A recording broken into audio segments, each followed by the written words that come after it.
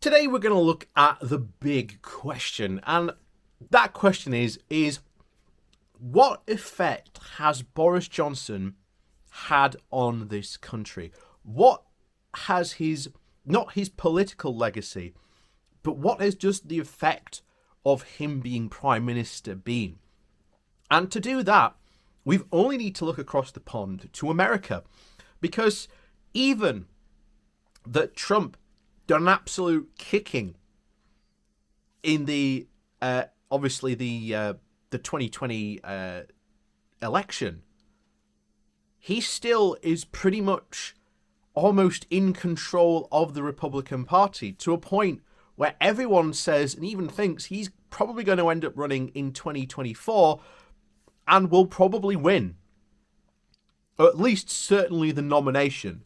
Of course, the him winning the presidency is obviously still very much in flux. But could Boris have the same effect on the Conservative Party? Now, I don't really think that's the case, because as we've seen very recently, the idea of Boris Johnson being Prime Minister is really starting to sour in, shall we say, the minds of Conservatives. They much more rather prefer Boris to be the cheerleader of the party, to be the one to go out to make fun and exciting speeches. But then they realise that actually Boris has no substance. And sooner or later in politics, you have to deliver on substance. You have to be able to, deliver the meat. You can't just disguise it by filling your plate as with many condiments as possible. And that's the interesting situation that we are seeing at the moment. We know that in the Conservative Party there is a split coming between the two big ideas of levelling up and global Britain. We know that those two tribes are going to war that is going to rip the Conservative Party to shreds, something that in itself could swallow Boris Johnson whole. And like I say, we know this is coming. And like I say, the more we think and talk about recovering from the pandemic, the more that gap is going to widen between those two groups. So before we do jump into today's topic, please do remember to hit that like, share and subscribe button. And of course, down below there are links to my Patreon page, as well as a donation link called Buy Me Coffee, where you can, buy me a coffee. And as always, thank you very much to all those people who do support the channel that way. So, this comes from The Guardian. And the title is, "The Boris Effect is a Symptom of Britain's Decaying Political System." There is a growing feeling in the Conservative Party that Boris Johnson's performance as Prime Minister would be much more improved by him being a bit less Boris Johnson. MPs don't express the thought in those terms, though. They praise their leader's winning ways with voters and regret that his agenda is unfocused. They are thankful, though, for the boost that COVID vaccinations have given to their poll ratings, but grumble, though, that the dividend is being squandered while tough decisions go unmade. They admire Johnson's way with words, but despair about the way he mismanages people. Every policy dish comes slathered in the rhetorical condiments of levelling up, and was the catch-up of catch-up last week. Not to mention, though, there was no meat underneath. This week, there are very few straw incentives targeting crime and antisocial behaviour, more tagging and CCTV, offenders on visible litter picking duty, extending stop and search, and the Police Federation, already aggrieved over frozen pay, dismissed it as complete gimmickry. It will not satisfy, of course, Tory MPs' hunger for substance. They should know the menu by now. Johnson cannot deliver strategic diligence any more than Theresa May could dazzle with dexterous wit. It doesn't come naturally, and it can't be faked. The Conservative Party chose its current leader precisely because he was uninterested in the practical reality of government. May failed because she tried to get Brexit done in some meaningful technical sense. Johnson triumphed by getting it done in the realm of pure imagination and carrying with him a lot of people who wouldn't conceive of voting Tory under anyone else. There is a tension between the election-winning force that is Boris and a one-off phenomenon, and the Conservative Party is an institution that would like to have a future in government under less capricious leadership. And of course, it is easy to forget that were two national-wide ballots in 2019, and the Tories were humiliated in the first one, the European Parliament election, in which they came fifth, behind the Greens, Labour, the Liberal Democrats, and in first place, the Brexit Party. That is a completely wild result in the extreme conditions, but it was harder the first time British voters have registered an interest in breaking up the two main parties' duopoly. It is already been broken beyond repair in Scotland. David Cameron thought the political pendulum was swinging his way in 2010, only to find it snagged on a spike of support for the Lib Dems. Their tenacity as a third party, the spoiler itself, is a legacy of the SDP's very brief breakthrough in the 1980s.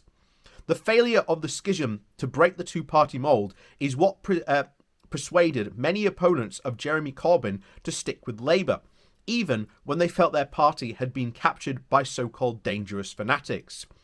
Some moderates quit on points of principle. Most sat tight and waited for the Corbynite tide to reduce. But the high waters swept in tens of thousands of new members, and with the result that Labour became, in effect, two parties, one for more moderate Social Democrats and the other radical socialist challenger. In continental European countries with proportional electoral systems, no one expects these two tribes to live under the same roof. The same is true of the national populists and the orthodox conservatives who mingle under Johnson's banner. The Tories solved their Brexit Party problem by total assimilation, and some MPs argue that this is not a sustainable agreement. The Prime Minister, they say, is now charting new centre ground. He leans left on economics, borrowing money to spend on stuff voters like, and veers right on cultural values, extending the perception of crackdown on immigration. That, of course, upsets small state Thatcherites, hawkish fiscal hawks, and social liberals. But it ticks enough boxes with the public to lock the opposition out of power for at least another term. By another view, the only Boris effect glues together an improbable alliance of ex-Labour stalwarts, Shire Tories, and people who simply couldn't stomach the idea of Corbyn as Prime Minister. And in that interpretation, there is no alchemy of a new centre ground. There is no roadmap for the 21st century conservatism. Just old-fashioned charisma plus luck. It is hard to know either way because alliances have been so volatile in recent years. In the aftermath of the Brexit referendum, Leave and Remainer identities seem to have trumped previous loyalties.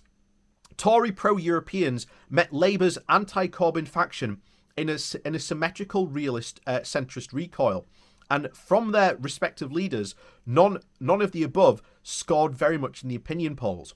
Whips lost control of their parties. MPs switched sides or declared themselves independent. But when it came to 2017 and 2019 general elections, the first past the post and the question of who should be Prime Minister had their usual effect. Only when two parties can credibly claim to be the running candidates for number 10 can voters get funneled down back to the old red and blue channels. In the absence of any real electoral reform, there is no obvious reason why that pattern will change, and yet it is very unhealthy and unsustainable for the country's two biggest parties to be sustained by only polarising mutual animosity and a system that suffocates political startups. That is how, of course, we have the Labour Party, whose admirers of Corbyn in exile cohabitate with the supporters of the successor who banished him. That is how the Conservative Prime Minister, whose superpower is persuading people to overlook the fact that he is a Tory. It suits Labour and the Tories to tell people that each other is the alternative to the other. It suits them to pretend that voters can cast votes under these conditions to indicate popular support. But it also insults the intelligence of everyone who held their noses in 2019 and marked the ballot paper with the first clenched fist in frustration at the choice and offer. There is left surface volatility now, but the currents are still running deep, and I suspect they're still very turbulent. The two big political brands may have primacy in a failed marketplace, but it is not easy to envisage what the force will be that disrupts this arrangement. But that is the nature of dramatic change. It is unimaginable right to the point that it happens, at which point everyone agrees that it is inevitable. So I do agree with that, and of course I do agree that there needs to be some serious systemic voter change. And I really do wonder if it's what is hinted at that article, that maybe could there be room, and of course I've said my problems with the a first past the post system in itself. It stifles new parties. So even if there was like a new party whose exact point was, we want to change the British electoral system, that is our goal, that is what we are running on, we want to change it to a proportional representation system that's based on either single transferable votes or something similar to that, just as long as it's not an AV system. And yet, that could bring maybe a substantial change, because at the moment, a lot of people are really looking for that idea of change. Now, of course, as I've said, any new political party in this country will struggle to gain any slight bit of ground. But who knows what can happen in politics? Politics is an incredibly bizarre and wild game. And yet, who knows what could happen? Who knows what could end up breaking this current two-party mould? We just don't know. But as always, thank you very much for watching. Please do remember to hit that like, share and subscribe button on your way out. And of course, down below there are links to my Patreon page, as well as one donation link called Buy Me a Coffee, where you can, buy me a coffee. And as always, thank you very much for watching, and we'll see you all next time.